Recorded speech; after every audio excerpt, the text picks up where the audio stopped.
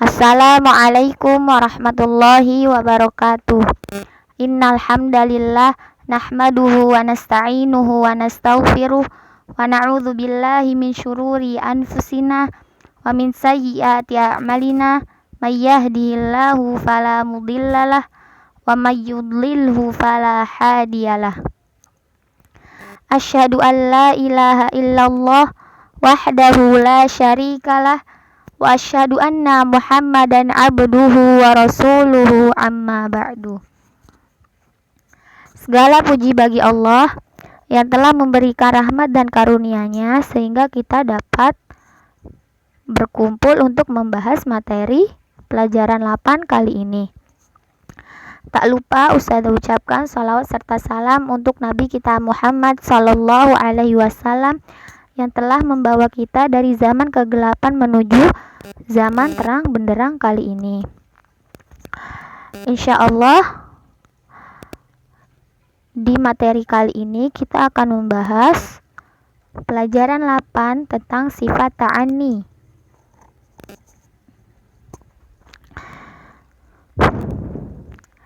Apa makna dari sifat ta'anni itu?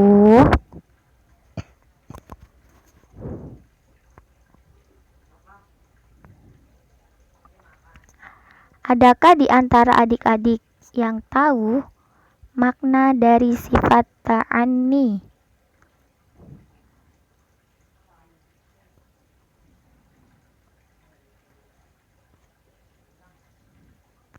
Ya, jadi insya Allah Ustazah akan menjelaskan ya. Jadi ta'anni itu artinya tenang, teliti, dan penuh perhatian dalam melakukan sesuatu. Ya, jadi ketika dia melakukan sesuatu, dia tenang, teliti dalam pekerjaannya, ataupun perbuatannya, ataupun ucapannya dengan hati-hati, penuh perhatian dalam melakukan sesuatu. Lalu, ketika dia melakukan segala sesuatu, itu dengan bijaksana. Ya, jadi sifat ini mirip dengan tumakninah di dalam sholat. Mengerjakan sholatnya dengan tenang, ya fokus. Lalu orang yang memiliki sifat ta'anni, sebelum berbicara atau berbuat mereka akan berpikir terlebih dahulu. Jadi tidak asal berbicara atau bertindak, ya. Mereka akan berpikir, menurut mereka baik atau tidak, disyariatkan atau tidak, lalu akibatnya baik atau buruk. Lalu Ustazah ingin bertanya, lawan dari sifat ta'anni,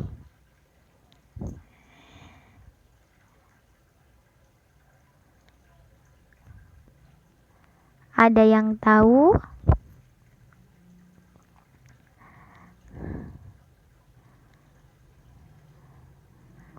Ya, Ustazah akan jelaskan ya.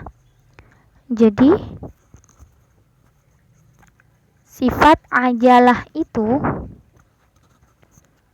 artinya tergesa-gesa, sembrono, dan tidak serius dalam melakukan sesuatu. Kebalikannya ya, kalau ta'anni itu tenang, teliti, penuh perhatian. Kalau ajalah tergesa-gesa, sembrono, dan tidak serius dalam melakukan sesuatu. Jadi ketika dia bertindak untuk melakukan sesuatu hal, itu kadang berubah-ubah, ya, ragu-ragu dikerjakan atau tidak ya. Lalu ketika dia melakukan sesuatu juga dia selalu terburu-buru, tidak pernah ada rasa tenang di dalam hatinya, ya. Orang yang bersifat ajalah, segala ucapan dan tindakannya hanyalah berdasarkan perasaan dan hawa nafsu belaka. kita kembali lagi ke sifat tabayun. Jadi sifat tabayun itu apabila ada permasalahan dengan orang lain, sebaiknya kita mencari kebenaran dengan berdiskusi dengan orang tersebut. Ya. Jadi ketika teman kita misalkan mengatakan kalau dia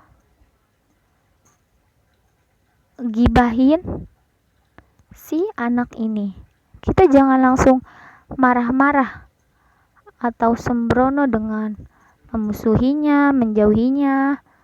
Ya, kita kembali lagi dengan sifat ta'ani dan tabayun, ya, mencari kebenaran. Ya, langsung diskusi dengan orang tersebut, ya, supaya tidak terjadi perpecahan antara si A dengan anak ini. Lalu sebagaimana terdapat hadis dari Abu Hurairah radhiyallahu anhu bahwa Rasulullah shallallahu alaihi wasallam bersabda, barang siapa yang beriman kepada Allah dan hari akhir, maka hendaklah berkata yang baik atau diam. Hadis riwayat Bukhari dan Muslim. Ya, Rasulullah mengatakan, apabila kita beriman kepada Allah dan hari akhir, berkata yang baik atau diam. Ya, jadi kembali lagi dengan sifat ta'ani, berpikir, bertindak itu harus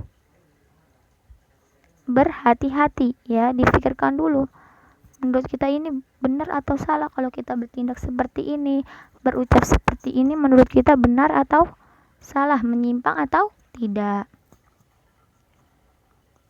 Setelah itu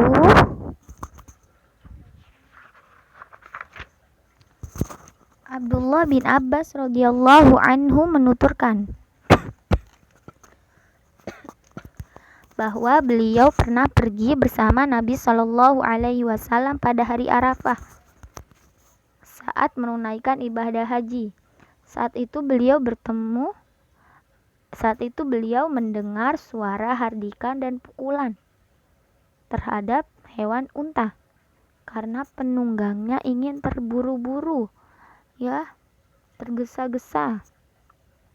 Maka Nabi Shallallahu alaihi wasallam memberi isyarat dengan cemetinya sambil bersabda, ya ayyuhan nasu alaikum bisakinah fa innal birra laisa bil idha'i. Wahai manusia, hendaklah kalian tenang ketika melakukan sesuatu, karena kebaikan itu bukanlah dengan tergesa-gesa. Ya, kalaupun dari